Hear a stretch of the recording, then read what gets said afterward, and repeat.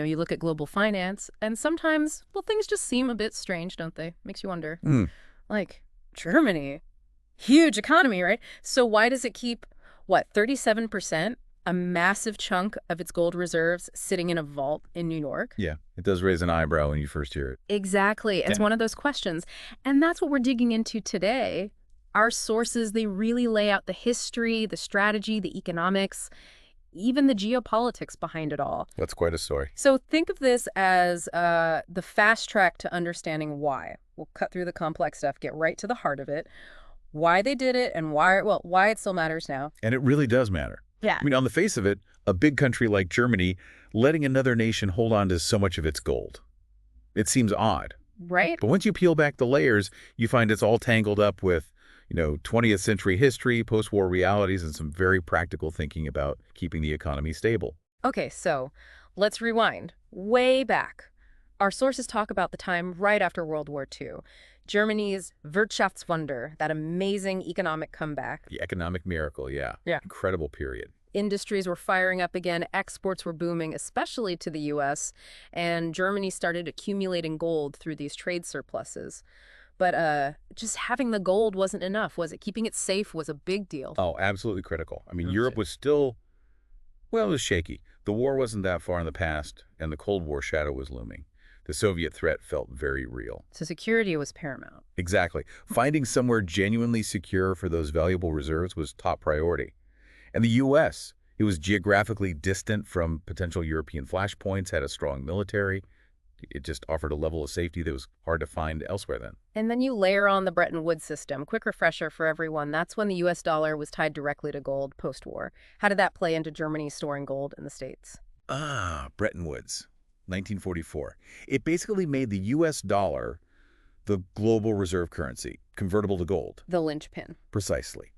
And this created, well, a huge amount of trust among Western allies, especially in the U.S.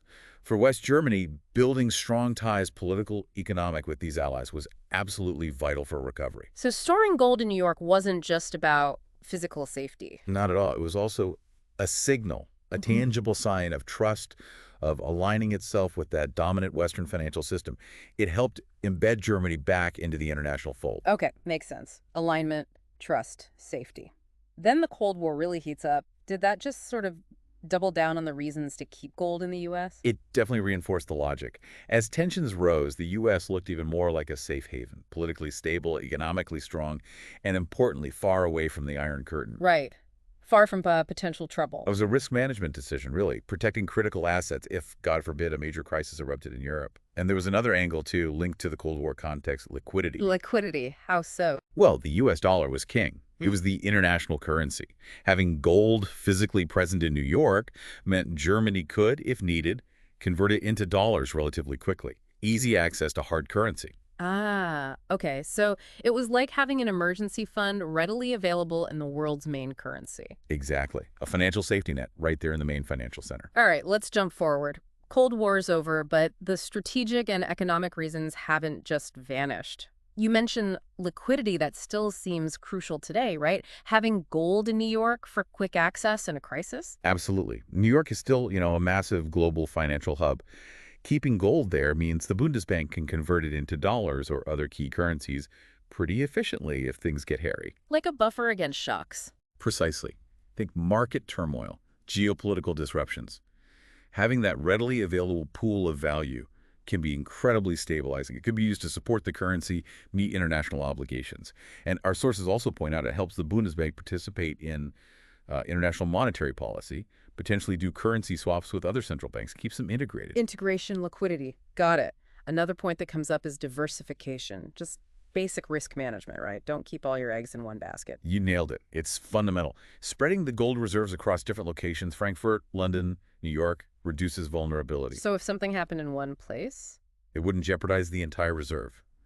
A fire, political instability, a major security breach, diversifying mitigates that risk. Yeah. And the U.S., with its strong institutions and security, is seen as a reliable part of that diversified strategy. It's not a new idea either. It goes way back. And you can't ignore the place itself, the New York Fed. It's the world's biggest gold custodian. Yeah. What advantages does that scale and, well, experience offer Germany? Is it just about the vault? Well, the vault is impressive, no doubt. But it's more than that. The sheer scale means economies of scale. It's likely more cost-effective for the Bundesbank than trying to replicate that level of security entirely on their own. Okay, efficiency. Plus, decades of expertise. They know how to handle, store, and secure gold to the highest international standards. They've got cutting-edge security, both physical and increasingly digital.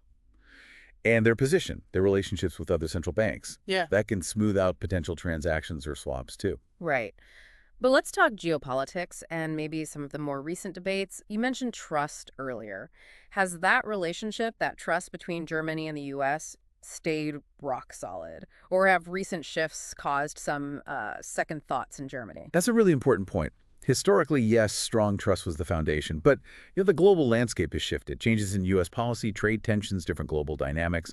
It's led some in Germany to question the reliance on a foreign custodian. So some nervousness. Perhaps scrutiny is a better word. You hear voices, politically and among the public, raising concerns about potential risks, things happening outside Germany's direct control. This has fueled calls for, well, more transparency, tougher oversight of the gold held abroad, a desire for more national control. And that leads us straight into the repatriation, doesn't it? Between 2013 and 2017, the Bundesbank moved hundreds of tons of gold back home to Frankfurt.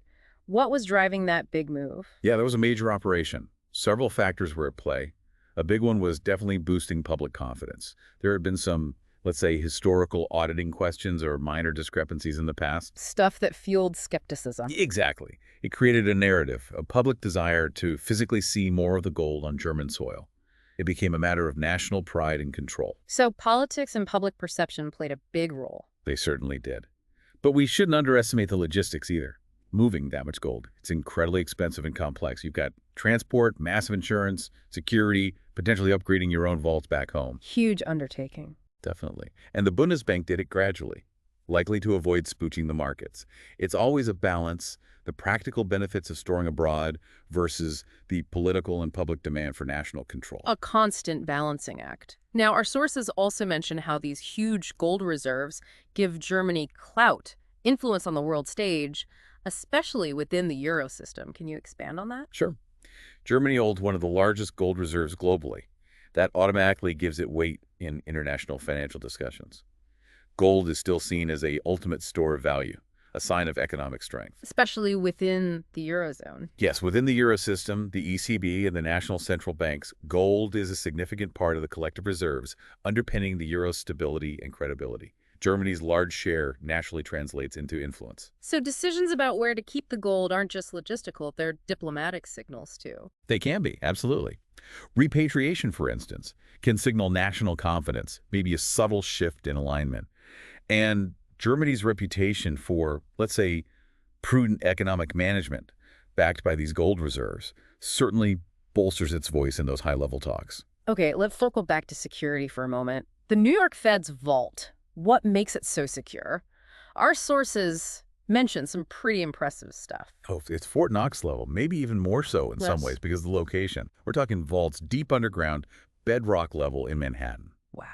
Built with incredibly thick, reinforced concrete, steel doors weighing many tons, constant surveillance, CCTV, motion sensors, you name it. Access is incredibly restricted. You need multiple people, representatives from both the Fed and the depositor, like the Bundesbank, to even get in. Full control. Exactly.